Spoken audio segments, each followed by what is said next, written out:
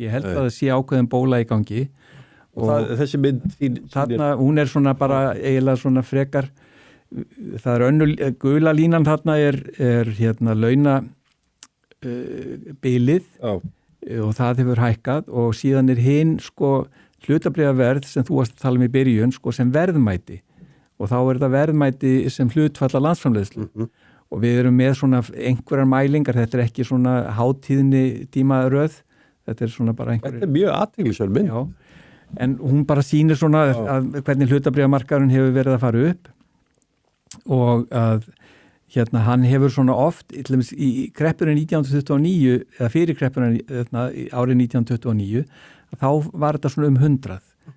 Núna það komið sem sagt yfir 200. Það sem sagt tvöfalt landsframleiðslan og oft hefur það sko sokkið niður í kannski 1/3 landsframleiðslu.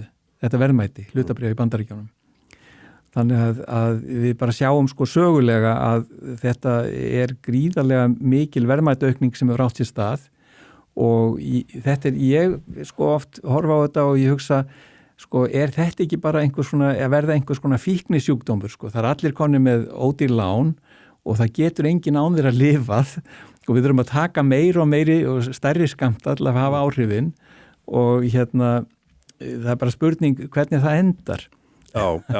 But this time it's different. Já, en við komum inn á það eins og eftir líka. En sko bara aðeins með sko bandarískan fyrirtækjarekstur að sem hefur auðvitað komið hérna upp í taliðinu að sko það hefur svona lengri tíma liti alltaf verið meiri framleiðni í bandarísku fyrirtæki. Verðmætasköpunin, skilvirknin í fyrirtækjarekstri. Þeir eru heimsmeistarar á þessu. Þeir hafa verið heimsmeistarar þar og þannig að það ekki óeðlilegt bara berð íslensku, ég hef alveg heyrt þetta frá íslenskum fjárfestum og fyrirtækjastjórnendum sem hafa kynst og starfað inn í Bandaríkin að það alveg, sko það nú komið fyrir íslensk fyrirtæki að keypt fyrirtæki í Bandaríkjunum og það alveg, þeir séð alltaf áberandi hvað framleiðni og skilvirkni alveg gríðaleg inn í þessu þó að fyrirtækjakúltúrin sé oft ég starfaði ég